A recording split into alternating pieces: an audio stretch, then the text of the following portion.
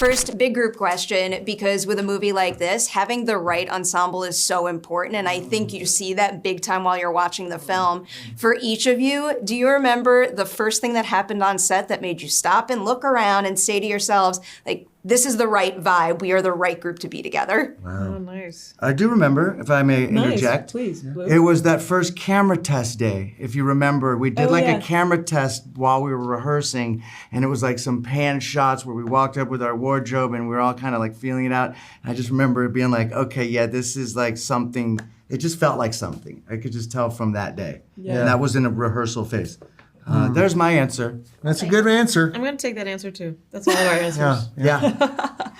I'm going to go out on a limb. I wasn't there that day. So, okay. No, I don't know what. I can't remember. That was you came a few days later. I didn't do the camera test. You didn't do the camera test. You didn't need a camera test. No, you come don't on. need later. But it is true. When we were there shooting it and, in the pool and having those moments, you know what I loved when Levon would play a little guitar. Yeah, that was ukulele too. Yeah, those were special. Yeah, and Zoe was cool enough and open enough to when those moments would happen, she was like, oh, let's put that in the movie. She was an open channel as opposed to, being rigid. Closed off. Best idea wins kind of vibe. That's what you want. Right. Oh, I like that. I'll just jump to my question about Zoe next for each of you, because this is her first feature. I have a feeling there's going to be many, many more in her future if she wants it. What's something about her as an actor's director that you appreciated and are now excited for more actors out there to experience with her down the line?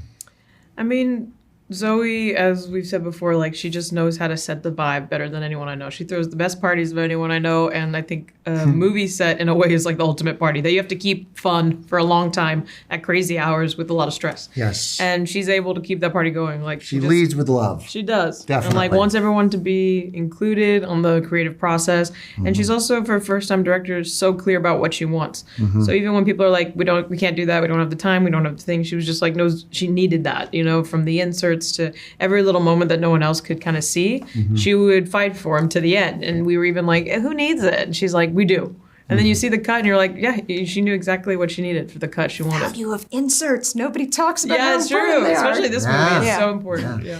How about for the two of you? Something about Zoe that you're excited for more actors to experience? Well, she gave me a really profound note, to be quite honest, that I still to this day sits with me, that was very sweet and thoughtful. And she said to me, because I kept wanting to, bring something to every scene, and I'd be like, well, what if I do this? What if I do that? And because she was allowing me to improv a bit, and I think I was going overboard with what I was wanting to do, and she knew to dial me back.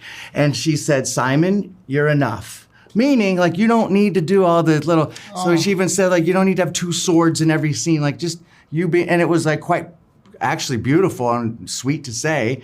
And I've used that since then, 2 years ago, as I'm enough. I don't need to do all this bells and whistles. That's who she is. It's a great note. No, it's a great note. She's that woman that she's a very strong, Keep it simple. Confident, sensitive, sweet person. Well, But you're a giver. example. I mean, you're a giver. You're a giver. And We want more, honestly. Yeah, I mean, there was for enough on set, but Okay. right now it's not enough. Okay.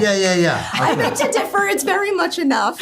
I just love her. Like I said, she led with love, and I held her as a baby when she was little, tiny, so to see her grow up and become this great actress and creative person, and she's worked with all these fantastic directors, she came in and just had a natural ability. And like he was saying, she allowed us to experiment, to have a lot of fun. So that was the experience. There wasn't anybody there like with a strong fist. It was a loose, fun, party kind of atmosphere. But when there were serious scenes that we had to do, she really took the time for everybody to sit around and talk about it and discuss, these are important scenes to service the story, but let's talk about how we feel about doing these scenes and how can we make each other feel as safe as possible. Balance pays off big time. I loved it.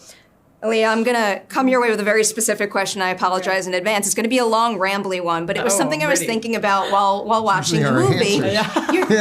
You're just so incredible at so quickly establishing real friendships on screen that feel whole and like they have history. Just to throw out examples, I think, like Whip It, Animals. I mean, I can go on and on. Do those scene partners have any shared qualities that signal to you can create that real chemistry, but then also can you tell me something about Naomi that makes her one of a kind? For sure. It is very specific. I definitely have played best friends in quite a few movies, and each time it's a slightly different process based off the actor and the natural chemistry that's there. I've been really lucky that the director or the casting, whoever's involved, kind of picks a good person that they know I'm going to have chemistry with, because it's not always up to me. But, me and Zoe have been good pals for a long time.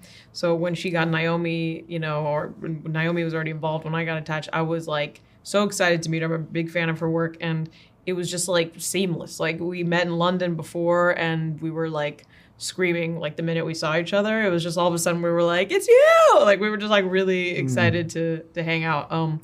And she's just like a brilliant actress. She's so giving. And it was a grueling schedule for her because she's like in every shot.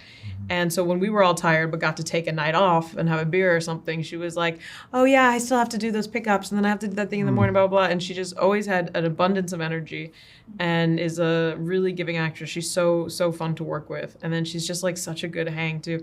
And she's British, which you kind of forget because her accent is seamless. And I've worked with some people whose accents are not seamless.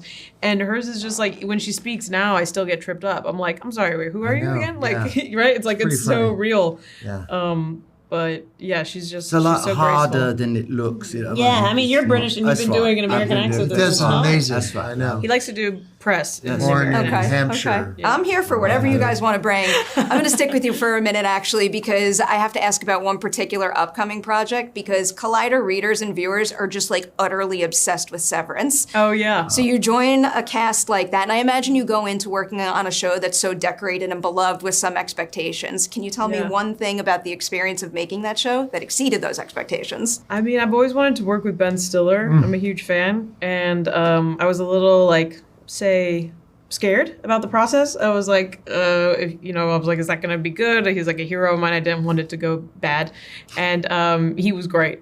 And I also got to work with Bob Balaban, which was like unbelievable. Oh, I love him. And without spoiling anything, I was in the world, and I was already a fan of the show. So to be on that set was like super, super trippy. Yeah. And Bit just similar like to the this detail. movie, isn't it? Yeah, quite. Quite similar. Well, I love the it. memories. Yeah, memories. There's a lot of them. Very special. A lot of brain stuff. We sound like the Rolling Stones. That's what we sound like.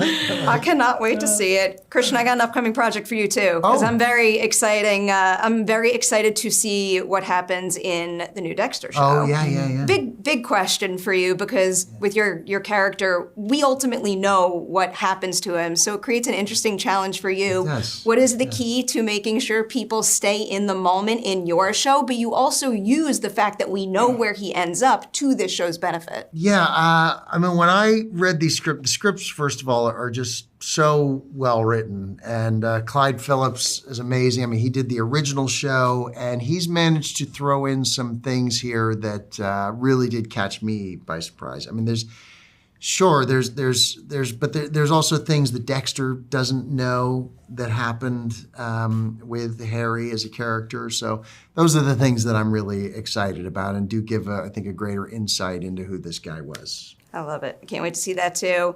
I'm going to respect the rap, but I'll just say I'm really excited for Mo season 2. Amazing. I love Mo. Yeah, Not enough people talk about Mo. It's a great show that more people need to see. Yeah. Hopefully they will. That's why I had to shout it out, Thank and you, I also appreciate it. sincerely blink twice.